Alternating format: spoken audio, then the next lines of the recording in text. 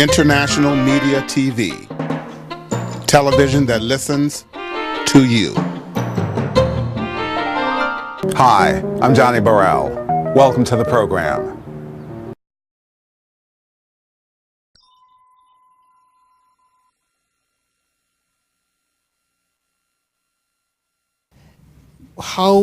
What is the message you would like to give to other black business owners, especially in the Bay Area, about your vision and your hope for the future? We need to network more, in my opinion. We cannot compete with each other. Okay. We need to learn how to support each other rather than compete. Okay. And we have to be confident that we can be achievers. Okay. And we have to be extremely diligent. All right. Celebrating my history was a defining part of my family growing up.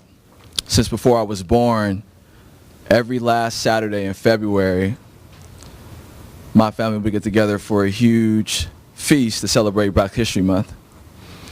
And there were rules to this dinner. When you came in, you were no longer your name. You had to wear somebody else's name for the night from Black history that you admired. So for me, in the past, I was James Baldwin or Deval Patrick or Ta-Nehisi Coates. And my great-grandmother growing up, we called her Medea in my family. She would spend the entire year making a quilt that would tell a story about our family. And everyone in the family would buy a raffle ticket. It was $5 for a raffle ticket to get the quilt.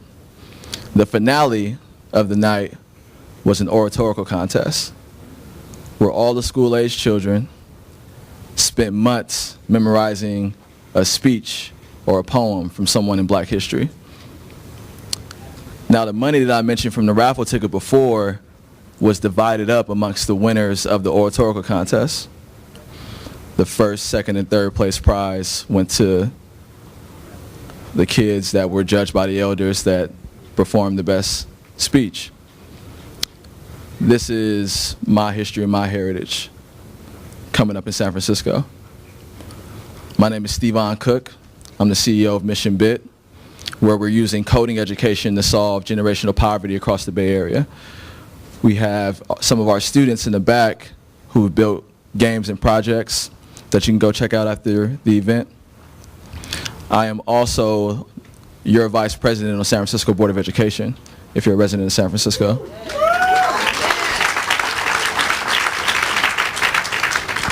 I see my former biology teacher in the audience. Don't ask him what grade I got. And I'm proud to be your host tonight. I'm joined by, I think, people that don't need to wear anyone else's name because they've accomplished really incredible things in their life. But my goal tonight is to recreate that conversation piece that we used to have as a family, where we would dive deep into a particular discussion. We would talk about health or criminal justice or financial empowerment. So we're going to have a conversation tonight about legacy and what that has meant in our particular lives in the past, what it means today, and what we want to accomplish moving forward. So I hope you will join me in welcoming Kabila Shabazz, founder of X Legacy clothing line. Kabila, if you join me on stage.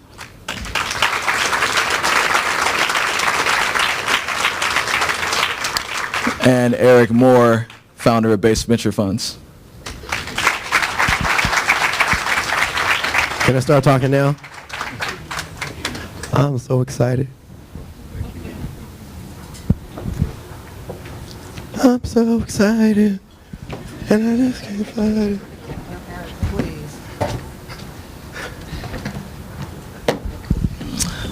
So we're going to dive in. I'm going to start with you, Kabila, and we all have heard and know and love your father and the legacy that he built. He's one of my personal heroes.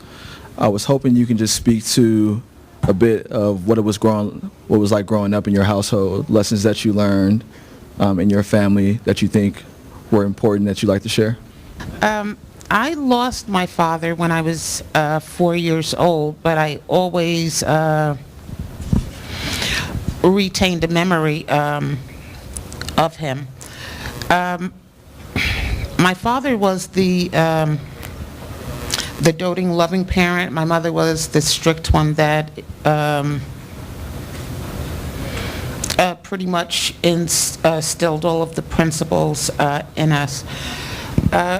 Growing up, my father, first of all, upheld the truth. And we were taught growing up that we had to live in such a way where we would banish the falsehoods and stereotypes that had been used to depict blacks in general.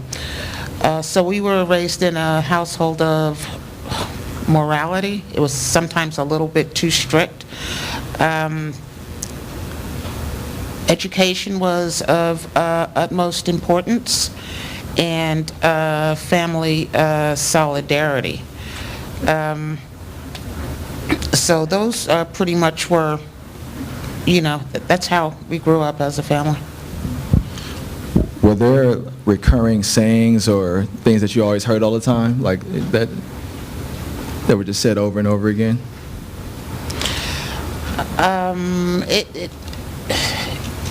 It was mainly how we had to conduct. I grew up in a household full of women only. So what we were raised, what we heard over and over again was simply how to act as young ladies. Yeah, one of the things that I heard recently was a saying, don't let your name beat you home. Don't let your name? Oh. Don't let your name beat you home. And that was, raise your hand if you heard that one. Yeah, that was a saying where if you got in trouble when you're outside, let your parents know before you got home. Because if they find out from somebody else before you, it'll be a problem. Actually, I never heard that. One. Y'all didn't have that problem at home? No. But we were raised pretty much within a library setting. We had to read before meals. Prayer was very important.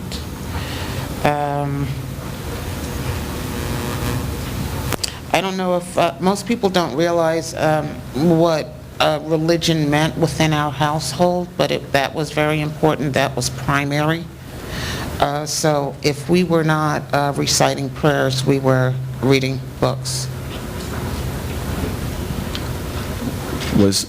What are some of the books that you read, just to give us an idea?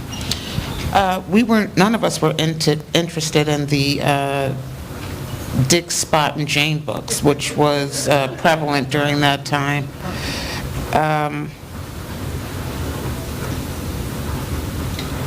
We did read a lot of folklore. I remember our coloring book being Color Me Brown. Unfortunately, that was the only black coloring book at the time, so after you finished coloring one book, you continued on to coloring another Color Me Brown book, which was the same book, unfortunately. And did all of you share the same book, or you had your own Color Me Brown books? We had our own coloring book. Okay.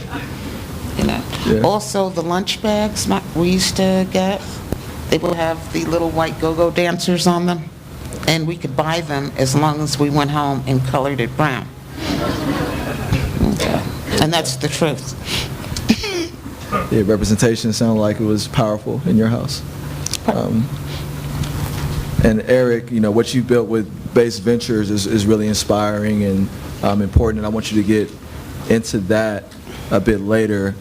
But you actually grew up in this area. Can you say a little bit about how you grew up and the neighborhood you're from and what your house was like? Yes, but let me start with this. I'm very self-aware, and I understand that people are here to hear QB, who's been a friend of mine for a while as a result of Hashem. So I'm honored to be on the same stage with you, QB, and to hear the story again, because I know it's important and it's special, and people are going to enjoy it. So thank you for allowing me to be on stage with QB. I'm also self-aware that I'm very close to the edge, and if I move the wrong way, I'm falling. But so I'm from Richmond, California. I'm not sure if y'all heard of that, Richmond. And I think in 1996, Richmond had the 3rd highest per capita murder rate in the country, so it's a real town. And I grew up there, and if you walked out of my door to the left, Damon and Aaron. Damon at one point was one of the largest drug dealers in Berkeley. Next door to Damon was Shauna. And I grew up in the 80s, well, 70s, 80s, in the 70s. But, this whole crack thing happened, and she was a, very healthy young woman, and I saw her, years ago, and she was just emaciated as a result of, the drugs and whatnot. And she also had, 5 babies by as many fathers. Next door to them was Anthony and Angela. They both were killed separately, and years apart from gun violence. So it was that. When you walk to the right, there was Ahmaud Wilbur. When Dr. King marched in Richmond, the only time he marched with my next door neighbor, who was a pastor of Easter Hill Church and also the mayor of Richmond years ago. And then the mother, Irma, at one point was also the mayor of Richmond. So I had kind of both worlds when you walked out, and I followed the 2 brothers next door to me were an inspiration to me, so I looked up to them. So and I wanted to do whatever they did. One went to Dartmouth, and one went to Cal, and I went to visit the one at Dartmouth, and he took me on to the on-campus apartments, knocked on the door, nobody answered. Just opened the door, walked in, there was money, there was stereo equipment, there was TVs, and nobody was in the apartment. And I was like, this is where I'm going to school. This is great. This is fantastic. So I applied, to one school. I applied to Dartmouth, early decision, and I was young and naive. I didn't know. I figured I get everything else I wanted, so I'll get this, and it worked out well. So I ended up going there. Yeah, and a similar question to what I asked Kabila about those ongoing lessons that grew up in your house, because it's really, so 3 boys, they all went to the top schools in the country. What do you attribute that to? Yeah, well, so you mentioned lessons, and people oftentimes have, my grandmother told me this, so I ain't got none of that. What I do remember, however, was my dad always telling me to be nice to people. And that's really the only lesson I remember. And as a result of that, I think a lot of the success that I've garnered today has to do with my attitude, towards other people, and me being empathetic, I think, to others. It also informs how I invest today. I mean, and we'll get into this later, but I invest with one goal, which is to make as much money as possible. But I have an empathetic eye towards certain, companies, and we can talk about that. And Kabila, you also went to an Ivy League school. You went to Princeton. Yes. Can you speak a little about your experience there, what it was like for you, and how people received you as the daughter of Malcolm X?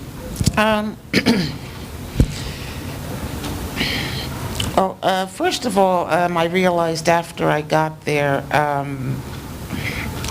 in addition to me having good grades and high SAT scores, I satisfied a double quota. I satisfied the quota of being black, but because of whose daughter I was just blacker than black. So,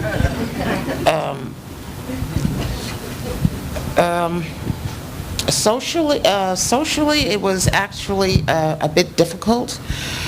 Because of who I was actually expected to carry myself a certain way, and it wasn't entirely fair.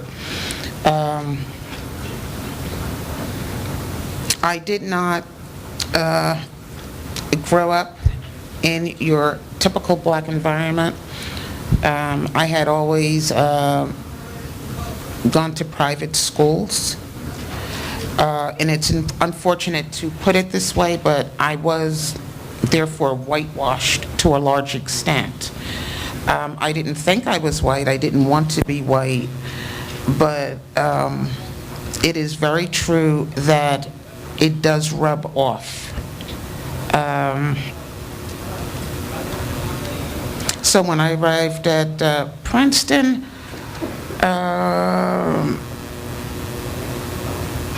I don't think I was like fully accepted by the other blacks at the school, you know.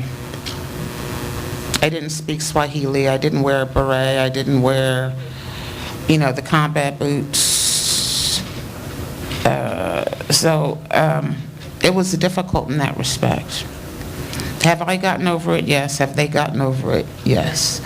Do I still have friends from that era? Most definitely so. Did they apologize afterwards? Yeah. So, but that's in the past. That's actually really interesting that, you know, it sounds like you were going to school with people that were being especially militant, and you were just being yourself. No, actually, a lot of blacks that attended Princeton came to Princeton with the idea of learning their black roots, because we all, for the most part, came from similar backgrounds. And there is no way you are going to learn your black roots at any Ivy League school. Now, were they looking to me for guidance? Perhaps, and unfortunately, they, you know, that didn't happen.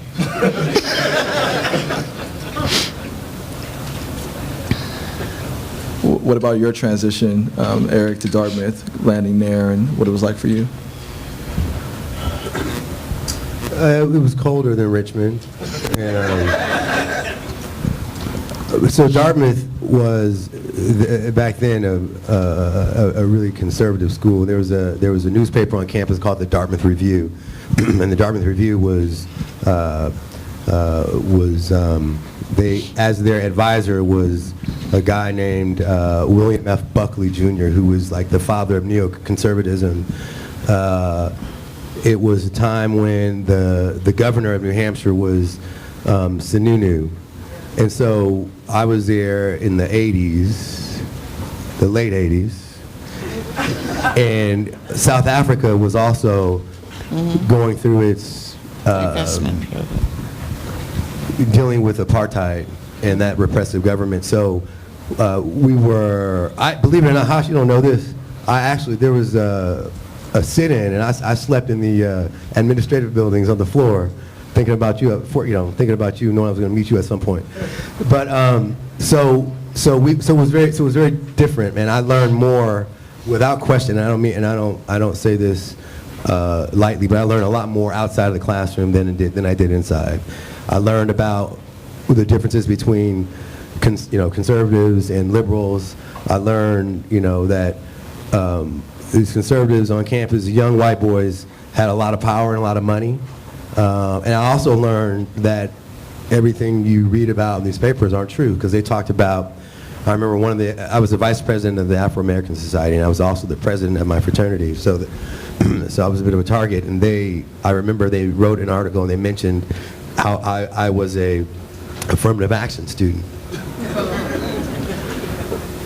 Notwithstanding the fact that I graduated with all A's from high school, was captain of the football team, captain of the track team, all those different things. But I learned about those things, and I ended up, this is a much longer story, but I ended up teaching French at Dartmouth in the summers, and the editor of the Dartmouth Review was a student in my class, and at the end we became friends, and at the end of the classroom, he put together a picture of the people in the class and gave it to me. So we became, there was something there. So he saw who I was as a person versus, somebody who ran the Afro or whatever. It was part of the Afro-American Society. So I learned a ton. It just was outside of history class and French class. Yeah, I know that for all of us, I'm sure we have really defining moments that happened in college. So I appreciate you all going deeper on that. I went from here to Williams College, so I was also in a very cold place, coming from San Francisco, and I wanted to. Yeah, but it's warmer in Richmond, so. Right. Yeah. It's true. 10 degrees, 20 degrees. Yeah. Got us beat. I want to bring it up to today. we had those, we talked a little bit about where we come from and what college was like, and now both of you are actively building and running businesses. I want to start with you, Eric. What is venture capital for those of us who don't know in the audience, and talk a little bit about the focus of Base Ventures and what you guys are currently doing today. Sure. So venture capitalism essentially is we go out and speak to high net worth individuals, rich people, and institutions, and tell them our stories and convince them to give us money to invest in me and my firm. And then we take that money and we go out and invest it into tech startups.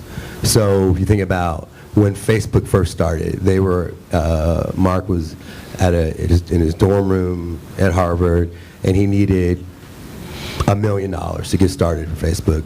So he would, in today's parlance, he would seek us out, or we would find him because somebody else introduced us to him, and we would give him money, $500,000 or $1 million, and then we watched the company grow, and we help them grow to the extent possible.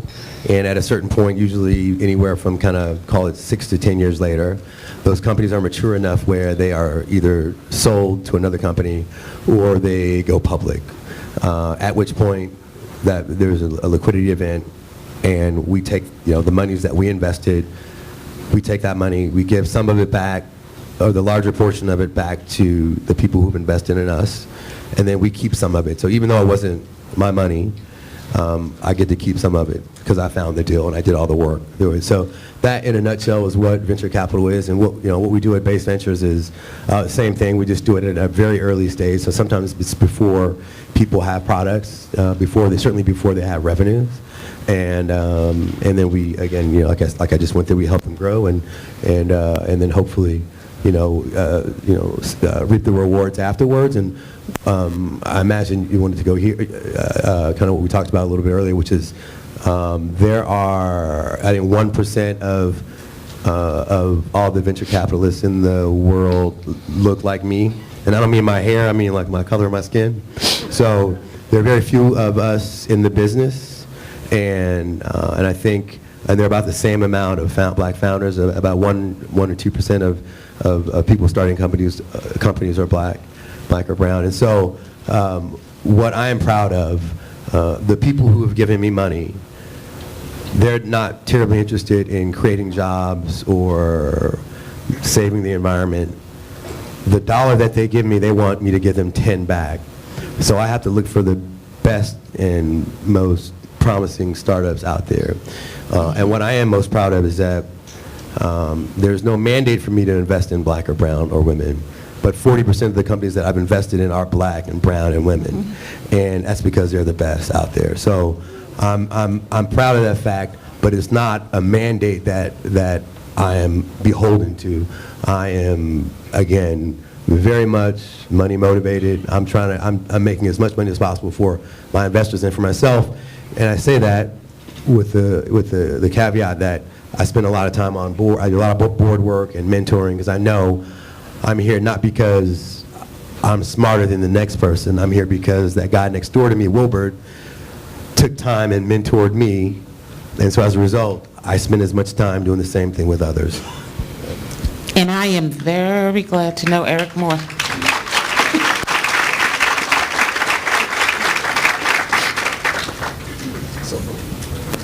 For all the black founders in the audience here, Don't do me like that. just talk a little bit about your current portfolio and the size of the investments you make and what your philosophy is. Yeah, so we've got about, in two funds and some personal investments, we have about 75 companies that we've invested in. We invest anywhere historically as small as 25,000, but as much as north of 2 million in a company that Will and I invested in, Surf Air, of which I was on the board for a while.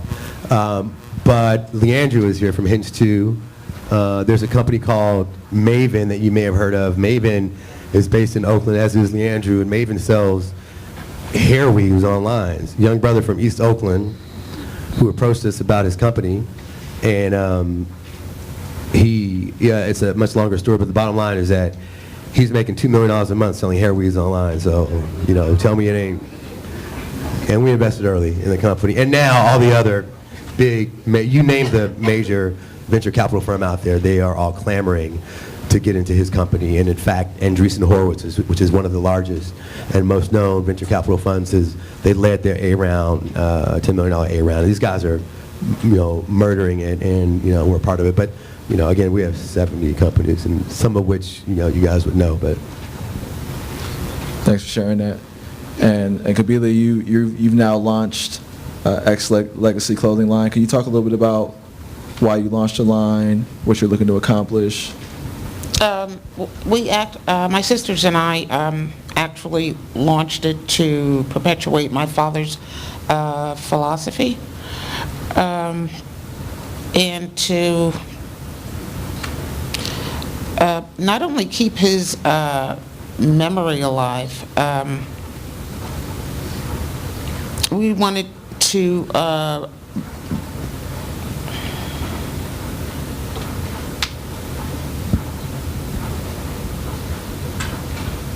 through the clothing line and the website, we wanted to spread his principles to the next generation. His principles that he founded when he established the OAAU, which were primarily self-confidence, self-reliance, education,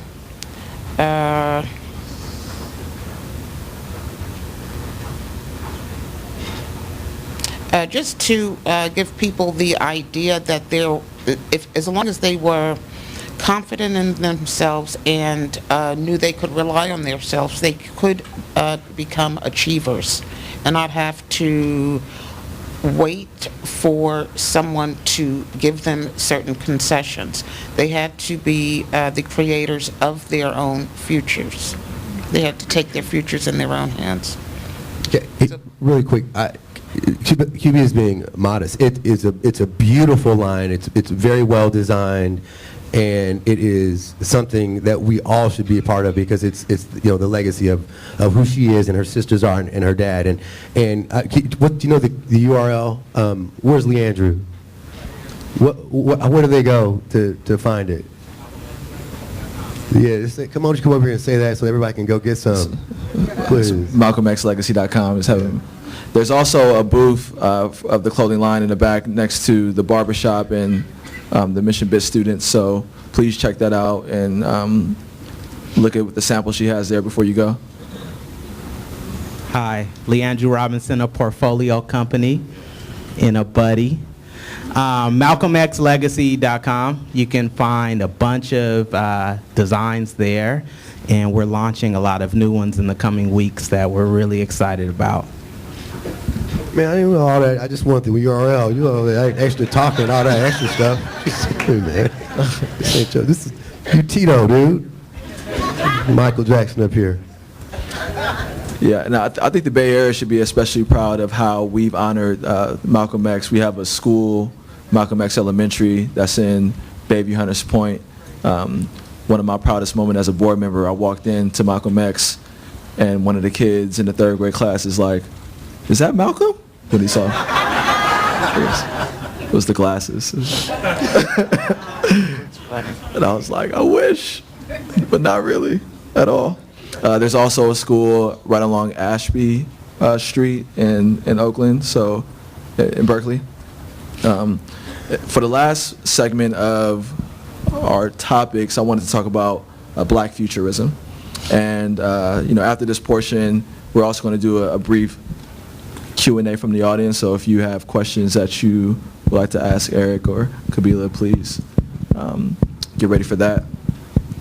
The Black futurism, Afrofuturism movement was a way to change the narrative and an identity of what it meant to be black through a use of art and technology.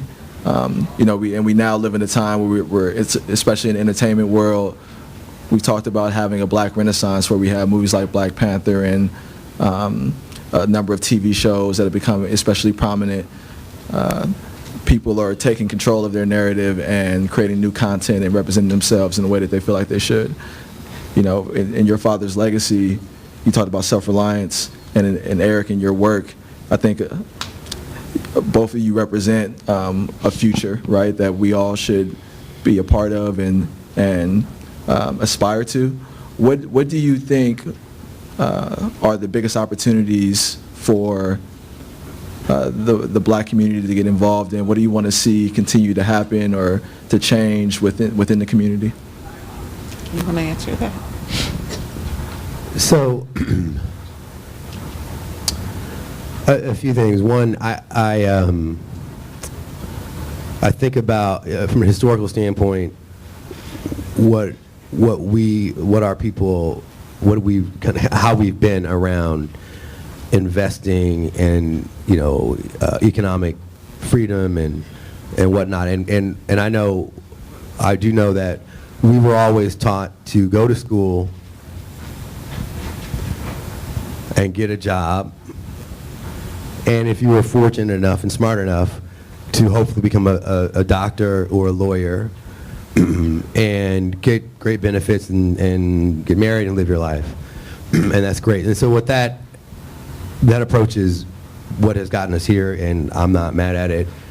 But at this point, I'd like to see, and it's happening, to see us be a little less risk averse.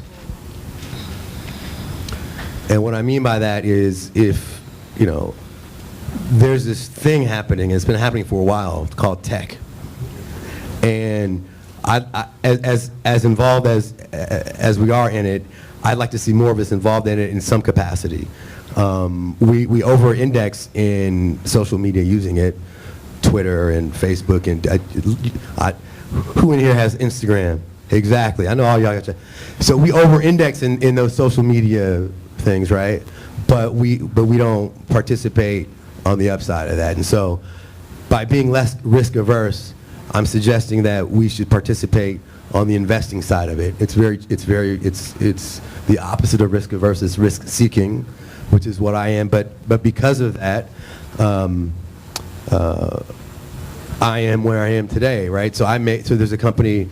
If you guys have heard of Zappos, Nolan and Will are here from Zappos. So they both worked at Zappos before. But when I moved back to San Francisco from the East Coast, I lived in a building, this is 98, 99, where a bunch of tech executives lived, because it was a loft condo here in San Francisco, and right on Van Ness and O'Farrell. And I met a guy who had just sold his first company to Microsoft at the age of 22 or 23 for $300 million. You would never know. He wore a T-shirt every day. Am I lying, Nolan? He wore a T-shirt every day, and he drove like a Toyota Tercel or something, right? Something like that.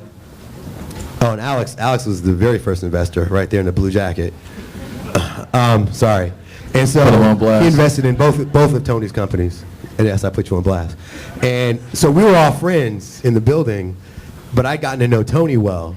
And when he was doing his next thing, he told me about it, and it was selling shoes online. And I literally said to him, I'm not sure I ever heard of a more stupid idea than selling shoes online. And I'm not putting my credit, this is 1999, right? I'm not putting my credit card online, but I'd known Tony at that point for a while, and it didn't matter what he was doing. He was special, and I was going to be a part of it. And so I invested, after Tony, Shay, and his family, I invested in Zappos. You guys have heard of Zappos. And the first $50,000 I put into Zappos it was like a 50x return. So you guys do the math. I don't want to say it out loud. So it's 50 times 50, and then put some zeros. That's how much money I made. And then, but Tony sold the company for $1.2 billion, in 2008, and it was an all-stock deal to Amazon. Amazon was trading at $80 a share. Amazon's trading at $1,400 now. So it's doing well. So my point, though, is that I took a chance to invest instead of, making it rain or buying whatever kind of car. I invested in this tech thing, and it paid off well. So I'd like to see us do more of that and it's available now for everybody, because you don't have to put a lot of money in. You can put a little bit of money in. A friend of mine, Mitch Kapor, who founded Lotus Notes, I think he invested. I don't know. This is public. He invested in Uber. I'm not sure. And I'll put it this way. He was the fourth investor in Uber. So the $25,000 that his first check is worth something. I just put it's got a B involved. So it doesn't take a lot of money. Right. So you're not making it rain today? Maybe after. Yeah. Maybe after. Kabila, do you want to speak to that at all? You have to repeat the question for me. Just I'm sorry. black futurism, and what do you want to see more people focused on in the future?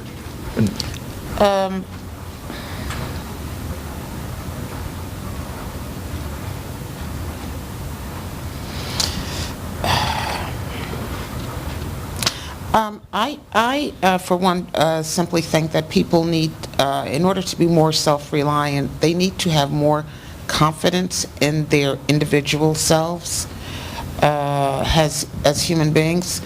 Everyone needs to realize that they have innate qualities, dormant qualities that they need to utilize, wake up and utilize.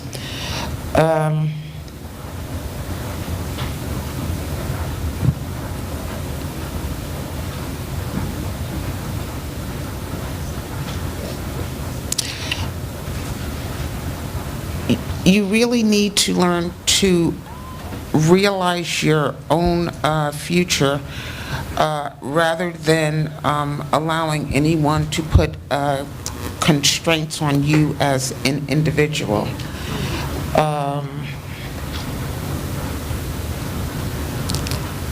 I think that most people have a lot of untapped resources.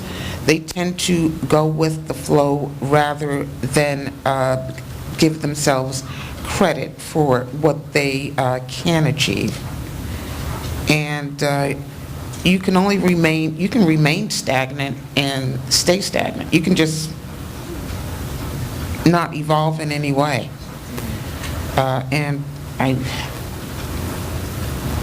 People have to just get moving, be doers. And I think you also kind of talked about it. Like you talked about the clothing line continuing the legacy, and I think it's, even today, we're still talking about the same things that your dad talked about a bunch of years ago. 50 years ago. And so it's still relevant, maybe more relevant, given who's running things. So I think that also speaks to that. Yeah, no, I would agree. And so to close this out, I have just some, right before we go into this, I have like some really quick answers to questions that I wanted both of you to go through. So this is going to be fun and light. Okay? All right. For who? Okay, so what was the last book you read? How to Win Friends and Influence People by Dale Carnegie. My favorite book. Chokehold by Paul Butler. Everyone should read it. Chokehold by Paul Butler. Where is your favorite place to go? Berkeley. Could be Eric. To my bedroom without the TV. What was your worst memory in business?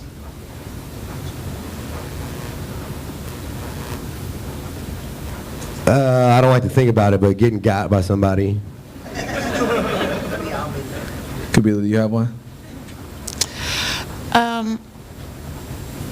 No, I don't. But I tend to always learn from my mistakes. So I don't have a worst memory. Okay. Prince or Michael? That's not even a question. Just move on. Next question. Michael all day. Wait, Michael all day. What was your answer, Kabila? Prince.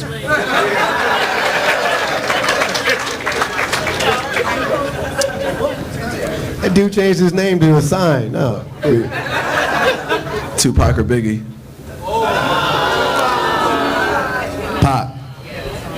Tupac. What's your idea of fun? Well, I've got an amazing 13-year-old daughter, so spending time when she was 2, 3, 4, 5, 6, 7, 8, 9, 10, 11, 12, sitting down on the floor playing anything with her. Okay. That's awesome. 4 dogs. Okay. What's a personal weakness you can forgive in someone? Say it again. What's a personal weakness you can forgive in someone?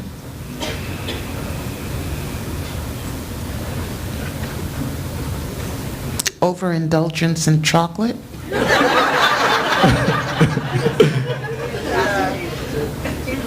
Eric?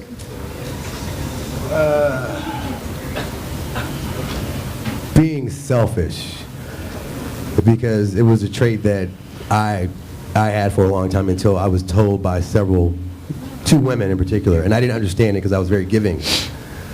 But they both told me separately that I was selfish, and I didn't get it. So I get it now. So I'm empathetic to selfish people. Do you have a motto? Yeah, when my dad said, "Be nice to people." Yeah. Do unto others as you would want done to yourself. Pretty much the same thing. And the last one is, what is your present state of mind? I'm actually happy. I'm happy, and I'm encouraged by what's come of by this Black Futurism thing, and by what's come of, the All Lives Matter, Black Lives Matter, and all the. It's just a new kind of groundswell of love and doing shit. Stuff. Yeah. I care if you can't. Go ahead. Yeah. Just a wee bit wary, but still very enthusiastic. Great. Let's give them a round of applause for their thoughtful responses. So I'm just going to transition it to the audience. Hello. Yes, I would like to say I really thank everyone for being here, and I'd like to ask the gentleman on the end, what does he think of entrepreneurship, working with other companies that you perhaps are working in? There are 2 gentlemen on the end, and I can't see You her. in the brown shirt. Oh, you? I didn't see you. Okay, yeah. Any kind of entrepreneurship is important, and it's the lifeblood of, the economy and what's going on. And I'll give you an example of how important it is. You've heard of Google, and I'm not sure if you know this, they have recently changed their name to Alphabet. And the reason why they changed their name to Alphabet is because now they can break up all the smaller companies that were within Google so that they can be more entrepreneurial and then not have to answer up to kind of the mothership. So they can kind of make decisions and make moves without the big overseers. So entrepreneurship is as important as anything. It's the same thing, but it's just within a company, and it's the lifeblood of everything. So even within the companies that I've invested in, they're entrepreneurs, and they're in their own rights, but we actually have them talking to each other as well. So it's paramount. This one is for the gentleman in the brown coat. My question to you is, when you have little money saved, how do you know what to look for to invest in or what to invest in? Yeah, so it's all relative, and little money, it doesn't. Don't let that be the reason. You don't want to. A couple things. One, you have to realize that if you invest in this world, it's got to be money that you are willing to never get back. So that's one thing. But what I look for, it's a lot less about the technology or how hot it is, whatever they're doing. It has a lot more to do, and almost everything to do, with who you are as a founder and why you are building what you're building. So if you are, in the process of making an app that deals with, autism because your siblings were autistic and you grew up with them, and they, when you rattled a bottle like this when they were kids, they reacted a certain way, and now you've got this company, you were able to translate that into this app, and it affects people and it makes them better. it doesn't matter if I don't give you money as a VC or somebody else doesn't give you, you're going to make this thing work because you know how important it is and you know how real it is. So you're going to be motivated to make this thing work without my money. So I need to see your passion around whatever your product is. And then if I see that and I know that you've gone through some hardships, I've got a lot more to go with this, but I'll stop it here. I'm happy to talk to you later. But it's more about the individual and a lot less about the actual product. I'm not a technologist, so I don't know technology from that standpoint. But we can figure out if it's going to work or not. Well, I need to know whether or not when it gets difficult and you can't get that sale and that partnership doesn't happen, are you going to run and try to go get a job at Facebook and make $250,000 and leave me and my money hanging? So let's do one more. Anybody on this side want to ask a question? Hi, my question is for Eric. I wanted to know, how do you get started investing? Say you have some money that you want to invest, and just how do you get started? Yeah, so there's a couple different things to think about it. In the public market, you can just open up actually a Robinhood account, but Schwab or any of the other brokerage houses, and think about what it is that you like. There's a book I read that talked about, you guys remember legs? Y'all not old enough to remember legs. Remember legs? They came in an egg-shaped thing. It was pantyhose and eggs. So there's this woman who thought this was the most ingenious thing in the world, and she invested in that publicly traded company and made money. So invest in something that you like and that you know and that you can kind of follow and you care about. That's publicly. If it's a private thing, so it's a startup, the stuff that I do, it's a little bit more difficult, but still available. You can go to there's a company called AngelList, which I'm an investor in, by the way, and at AngelList, and you can find find startups that are out there that are looking for money, and you can invest a small amount. There's an act that happened recently. There's a law that was passed recently that allowed people who I think that that allows people to invest in smaller amounts, smaller check sizes. So, and I'm happy to talk to you more about it. Another round of applause for our incredible panelists. Round of applause for yourself for coming out and celebrating with us. Thank you so much.